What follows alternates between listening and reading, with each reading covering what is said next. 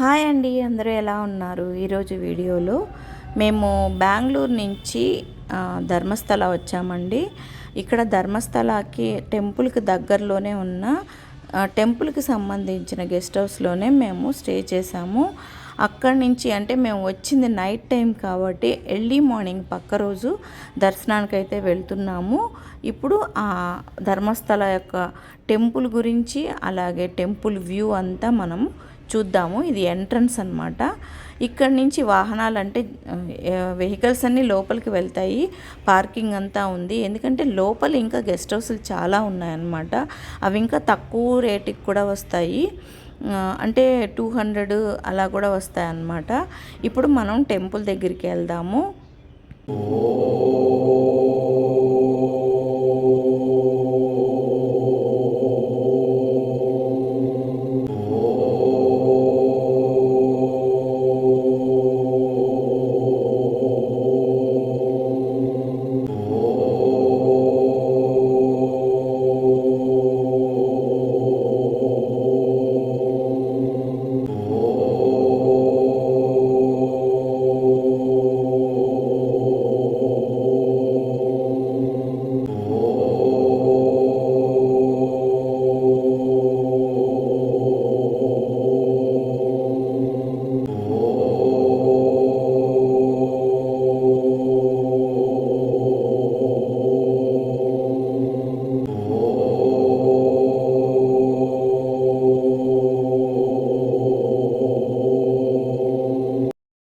అక్కడ దూరంగా కనిపిస్తున్నవి 11 చెక్క రథాలన్నమాట. ఇవి ఒకప్పుడు రాజులు స్వామివారి కోసం తయారు చేసిన గంధంతో తయారు చేసిన రథాలు. దానికి ఎదురుగానే ఉంటుంది స్వామివారి యొక్క ఆలయము, శ్రీ మంజునాథ ఆలయము. ఇక్కడి నుంచి స్టార్ట్ అవుతుందన్నమాట టెంపుల్. దూరంగా చూసారంటే అక్కడ కనిపిస్తున్నదే టెంపుల్. ఈ టెంపుల్కి గోపురం అలా ఏమీ ఉండదు. ఇది ఎలా ఉంటుందంటే కేరళలో ఉండే టెంపుల్ని పోలి ఉంటుందన్నమాట. చాలా బాగుంటుంది. అంతా లోపలంతా చెక్కతో తయారు చేసి ఉంటారు. ఆలయం అంతా చెక్కతో తయారు చేసి ఉంటుంది. దీనికి ఆపోజిట్లో పక్కన ఒక హౌస్ ఉంటుంది. అది వాళ్ళ ఈ టెంపుల్ని నిర్వహించే అంటే వాళ్ళ ఆధ్వర్యంలో నిర్వహించబడుతూ ఉంటుందన్నమాట ఈ టెంపుల్. వాళ్ళు పక్కనే ఉంటారు, వాళ్ళ హౌస్ అది. ఇదంతా టెంపుల్ ఆవరణ. భక్తులైతే ఎప్పుడు 10,000కు తక్కువ, ఎవ్రీడే 10,000కు తక్కువగా ఉండరనమాట. ఇక్కడ అన్నదానము, విద్యాదానము, అంటే ఎక్కువ కళ్యాణాలు అంటే సమూహంతో ఎక్కువ మందిని కలిపి ఒకే దగ్గర కూర్చోబెట్టి కళ్యాణం చేస్తారనమాట. ఇంకా అది ఎదురుగా కనిపిస్తున్నది బంగారు రథము. ఇంకా గంధపు రథం ఇంకొకటి కూడా ఉంది. అది రెగ్యులర్గా ఇప్పుడు వాడుతూ ఉంటారు.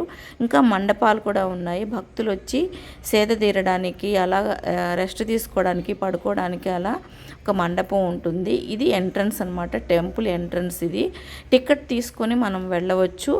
అలాగే ఫ్రీ దర్శనం కూడా ఉంది. చెప్పుల స్టాండ్ కూడా ఫ్రీగా పెట్టుకోవడానికి అక్కడ చెప్పుల స్టాండ్ కూడా ఉంది. మేము కూడా ఇది రథం అండి. ఇప్పుడు ప్రజెంట్ వాడుతున్న రథం ఇది. ఊరేగింపుగా ప్రజెంట్లో ఇప్పుడు ఇది వాడుతూ ఉన్నారు. మిగిలినవన్నీ నేను ఇందాక చూపించినవన్నీ డ్యామేజ్ అయ్యి ఉన్నాయి. అవి ఏమీ పనికిరావు. కాకపోతే వాటిని పడేయకుండా గుర్తుగా, అంటే రాజుల కాలంలో చేయించిన రథాలు కాబట్టి వాటిని గుర్తుగా అక్కడ అమర్చారనమాట. ఇది ఇప్పుడు ప్రజెంట్ వాడుతున్న రథము. చాలా అందంగా చెక్కబడి ఉంది. చూసారంటే చూడండి ఎంత క్లియర్గా, ఎంత అందంగా చెక్కబడి ఉందో.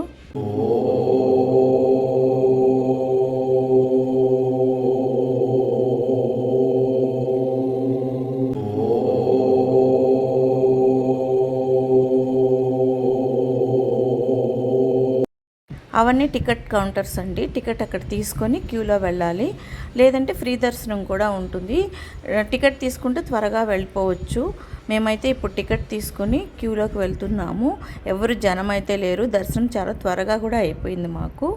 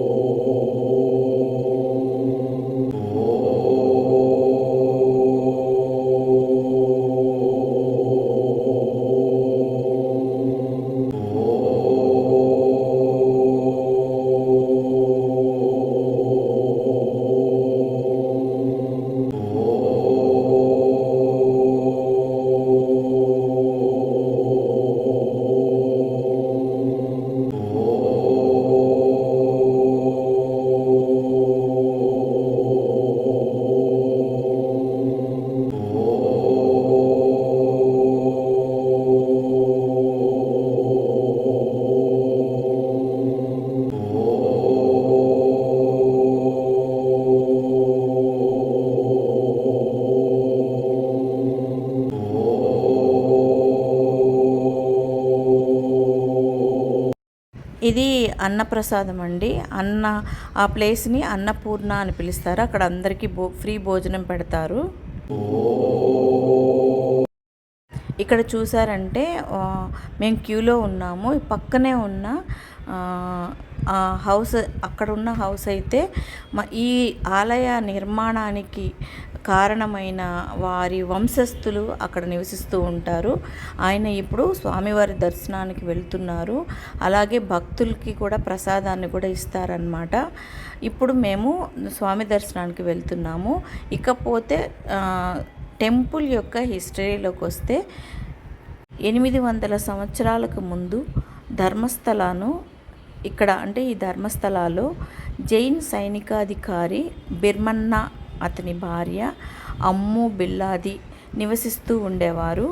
వారు ఎలా ఉండేవారంటే ఇంటికి ఎవరు వచ్చినా లేదనకుండా అన్నదానము, వస్తుదానము, వాళ్ళకి ఏ అవసరం కావాలంటే అది ఇస్తూ ఆరాధనీయత అంటే ప్రేమను పంచుతూ గ్రామ ప్రజలతోటి గౌరవింపబడి ఎంతో ప్రేమాభిమానాలతోటి ఔదార్యంతో స్నేహభావంతో చాలా అపురూపంగా అంటే ప్రజల్ని చాలా బాగా చూసుకుంటూ ఉండేవారు. ఇక్కడ ఇంకొక కథ ఏంటి అంటే ధర్మదేవతలు ధర్మరక్షణ, ధర్మస్థాపన, ధర్మ ప్రచారం కొరకు తగిన వారిని అన్వేషిస్తూ ఈ దంపతులు నివసిస్తున్న గృహానికి వచ్చారు. ఇప్పుడు మనం ఆలయం ఏదైతే ఉందో ఆ ఆలయంలో వాళ్ళు నివసిస్తూ ఉండేవాళ్ళు అనమాట. అంతకుముందు నేను ముందు చెప్పినట్టు వీళ్ళు ప్రేమానురాగాలతో ప్రజలతోటి కలిసిపోయి వాళ్ళ బాధల్ని పంచుకుంటూ అలా ఎలా ఉండేవారు.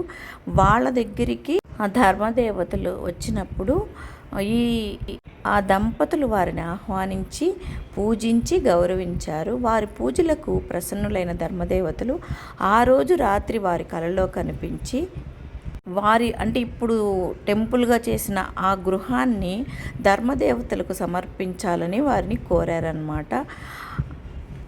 అప్పుడు ఆ వెంటనే వాళ్ళు పర్గాడే కుటుంబం, అది ఆ దంపతుల్ని పర్గాడే కుటుంబం అని పిలిచేవారు. వాళ్ళు వెంటనే పక్కన వెళ్ళిపోయి ఆ ఇంటిని ధర్మదేవతలకి ఇచ్చేశారనమాట. అలాగే ధర్మదేవతలు తిరిగి పర్గాడే కుటుంబానికి కలలో కనిపించి ఇంకా కొన్ని ఆలయాలను నిర్మించమని, అంటే కళార్కయి, కుమారస్వామి, కన్యాకుమారి, అమ్మవారు ఇక్కడ కన్యాకుమారి రూపంలో ఉంటారు, ఆలయాలను నిర్మించమని అడిగారంట. అలాగే ఇక్కడ శివలింగాన్ని ప్రతిష్ఠించాలని కూడా వీళ్ళు అనుకున్నారు. వీళ్ళకి దగ్గర అన్నప్ప దైవం అనే ఒక అతను ఉండేవాడనమాట. ఆయన ఏం చెప్పాడంటే శివలింగాన్ని నేను తీసుకొని వస్తాను అని చెప్పి వెళ్ళి ఉదయానికి అంటే మార్నింగ్ కల్లా శివలింగాన్ని తీసుకొచ్చి వారి ఇంటి ముందు ప్రతిష్ఠించారు. ఆ తర్వాత నుంచి ఆయన కనిపించకుండా మాయమైపోయారు. ఇప్పటికీ ఆయన ఆలయం ఇక్కడ చాలా ప్రసిద్ధమైనది. ఆయన అంటే అన్నప్ప దైవం యొక్క ఆలయాన్ని మగవారు మాత్రమే వెళ్ళి దర్శించుకొని వస్తారు. ఆడవాళ్ళు కిందే ఉండి అక్కడ చిన్న విగ్రహం లాగుంటే దాన్ని పూజించుకుంటారు. మగవాళ్ళు పైకి వెళ్ళి స్వామిని దర్శించుకొని వస్తూ ఉంటారు. ఇప్పటికీ అది జరుగుతూ ఉంది.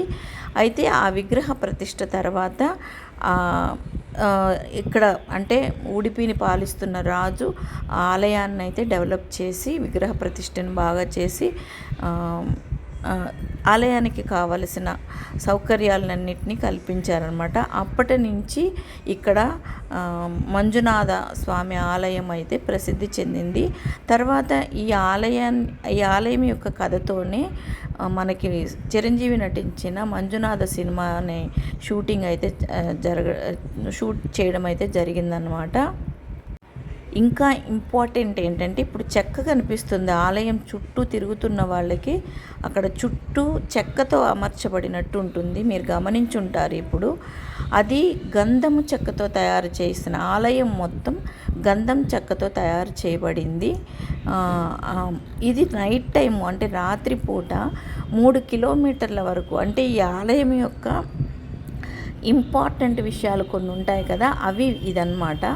నైట్ టైం పరిమళము వెదజల్లుతూ ఉంటుంది అంట. అలాగే ఇంకొకటి ఏంటంటే సకల సప్త దోషాలు, అంటే అన్ని దోష నివారణ కోసం ఈ స్వామి దగ్గరికి వస్తే అన్ని దోషాలు నివారణ జరుగుతాయి. అలాగే మనం 250 రూపాయల నోటికి చిల్లర తీసుకొని ఆ కాయిన్స్ని స్వామి మీద అభిషేకం అంటే దానం చేస్తే కనక దానం చేసినట్టు అనమాట. ఎంతో పుణ్యంతో పాటు అన్ని దోషాలు పోయి మంచి జరుగుతుంది. ఈ ఆలయం మొత్తం 100 ఎకరాల్లో ఏర్పాటు చేయబడి ఉందన్నమాట. అలాగే ఈ గంధపు చెక్కలు గంధపు చెక్కతో చేసిన రథాలు కానివ్వండి, ఇది 800 సంవత్సరాల నాటి ఆలయం. చాలా పురాతనమైన ఈ ఆలయాన్ని లోపల వైపు ఎలాంటి మార్పులు, అంటే ఇప్పుడు జనరేషన్లో చాలా ఆలయాలు లోపలంతా మార్పు చేసేసి కన్స్ట్రక్షన్స్ చేసి ఉన్నారు. కానీ ఈ ఆలయం అప్పుడు ఎలా ఉందో ఇప్పుడు కూడా అలాగే ఉంచి, ఎలాంటి అంటే వారి జ్ఞాపకార్థము ఒక్కటి కూడా మార్చకుండా మనం లోపలికి ఎంటర్ అవ్వగానే 800 సంవత్సరాలు వెనక్కి వెళ్ళిపోయినట్టు ఉంటుంది. ఇక్కడ ఎదురుగా గంట కనిపిస్తుంది. అప్పుడు ప్రతిష్ఠించిన, అంటే అప్పుడు పెట్టిన ఆ గంట ఇప్పటికి కూడా అది అలాగే ఉందన్నమాట. అంత పురాతనమైంది. దర్శనం చేసుకొని బయటకు వచ్చేస్తే ఇప్పుడు ప్రజలు చూశారు కదా, ఇక్కడ స్టే చేసి స్వామివారి దగ్గర ఇక్కడ చాలా దానాలు జరుగుతాయి. అన్ని దానాలంటే విద్యాదానం, ఎన్నో విద్యా సంస్థలు ఈ ట్రస్ట్ ద్వారా అంటే వీళ్ళ పోషణలో ఉన్నాయన్నమాట. అలాగే సామూహిక వివాహాలు జరిపిస్తూ ఉంటారు. ఇక్కడికి ఎంతోమంది, అంటే చెన్నై నుంచి, కేరళ నుంచి, ఆంధ్రా నుంచి ఎన్నో ఎక్కడెక్కడి నుంచో దూరం నుంచి ప్రజలు వస్తూ ఉంటారు ఇక్కడికి. అంత పవిత్రమైనది ప్లేస్ ధర్మస్థల అనేది. ఇంకా వైద్యము అంటే ఆరోగ్య సంరక్షణ, ప్రజలందరికీ వైద్య సేవ కూడా అందిస్తూ ఉంటారు. అలాగే విద్యాసేవ, అన్నదానాలు, ఎన్నో మంచి కార్యక్రమాలు ఈ ఆలయ ట్రస్ట్ నుంచి బయట ప్రజలైతే పొందుతున్నారన్నమాట.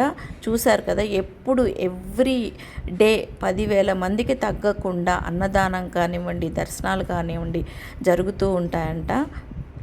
ఇంకా ఇక్కడ నవంబరు, డిసెంబరు నెలల్లో నిర్వహించే లక్షద్వీపాల ఉత్సవానికి ఎంతోమంది ప్రజలు ఎక్కడెక్కడి నుంచో వచ్చి ఆ ఉత్సవంలో పాల్గొంటూ ఉంటారు. ఇంకా ఇక్కడ మ్యూజియం కూడా ఉంది. కార్ల మ్యూజియం ఉంది, మామూలు మ్యూజియం ఉంది. మ్యూజియం 10 o'clock ఓపెన్ చేస్తారు. మేము ఎర్లీ మార్నింగ్ దర్శనం చేసుకొని వెళ్ళిపోయాము. అంటే ఇక్కడి నుంచి మళ్ళీ మేము తిరిగి ఉడిపి వెళ్ళాలి. అందుకని ఇక్కడ చూశారు కదా, వరుసగా గంధంతో చేసిన రాజులు నిర్మించిన 11 చెక్క రథాలు అన్నమాట. గంధపు చెక్క రథాలు ఇవన్నీ పాడైపోయినవి. అంటే ఇవి పాడైపోయినా కానీ ఆనాటి గుర్తుగా ఇక్కడ అలాగే పెట్టారనమాట. ఎగ్జిబిషన్ లాగా పెట్టారు. వచ్చిన వాళ్ళంతా విజిట్ చేసి వెళ్తూ ఉంటారు. ఎంత చక్కగా చూశారు కదా, నేను జూమ్ చేశాను. ఎంత చక్కగా వాటి మీద బొమ్మలు అయితే, అంటే వాటి మీద ఆర్ట్ అంతా చక్కగా చెక్కబడి ఎంత అందంగా ఉన్నాయో చూడండి.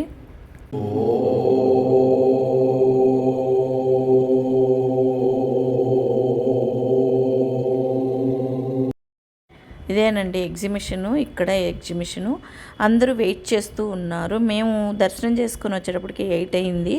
ఇది 10 o'clock ఓపెన్ చేస్తారు. లోపలికి వెళ్ళడం కోసం అండి ఎక్కడెక్కడి నుంచో వచ్చిన వాళ్ళు వెయిట్ చేస్తూ ఉన్నారు. మేమైతే స్టార్ట్ అయిపోయాము, మాకు టైం సరిపోదు అనేసి. అదిగో ఎదురుగా కనిపిస్తున్నాయి కదండి పొడవుగా, అవి కూడా గెస్ట్ హౌస్లే అనమాట. అవి చాలా తక్కువ రేటుకే వస్తాయి. ఆ పొడుగు స్వామివారు టెంపుల్ దగ్గర నుంచి పొడుగు ఉన్నాయి. ఇక్కడంతా చాలామంది ఇక్కడ స్టే చేసి ఎక్కువ రోజులు ఉండి ఇక్కడే బట్టలు ఉతుక్కొని ఆరవేసుకుంటూ ఇక్కడే ఆ రూముల్లోనే ఉండి స్వామి దర్శనం అయితే చేసుకొని పూజ, అంటే వాళ్ళు మొక్కులు అవి చెల్లించుకుంటూ ఉంటారనమాట. ఇంకా ఇక్కడ బాహుబలి అని జైనుల యొక్క టెంపుల్ కూడా ఉంది. అది నెక్స్ట్ వీడియోలో నేను చూపిస్తాను.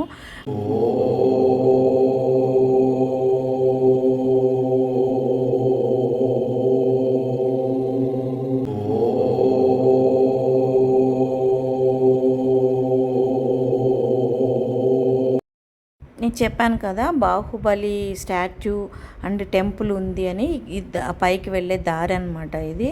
ఇక్కడి నుంచి పైకి మెట్లు ఉన్నాయి, 360 మెట్లేమో ఉన్నాయి. మళ్ళీ రోడ్ వే కూడా ఉందన్నమాట. అది నేను నెక్స్ట్ వీడియోలో చూపిస్తాను. ఇప్పుడైతే మేము ఉడిపికి స్టార్ట్ అయిపోతున్నాము. అది బాహుబలి కూడా చూసుకొని వచ్చేసాము. నేను ఆ వీడియోని తర్వాత పెడతాను. మేమైతే ఇప్పుడు బయలుదేరేసామన్నమాట. ధర్మస్థల స్వామిని చూసుకొని ఇక్కడి నుంచి ఉడిపి స్టార్ట్ అవుతున్నాం మేము. ఇంతవరకు వీడియోని చూసినందుకు ప్రతి ఒక్కరికి థ్యాంక్ యూ అండి. వెళ్ళే ముందు ఒక లైక్ కామెంట్ చేసి వెళ్ళండి. Thank you so much.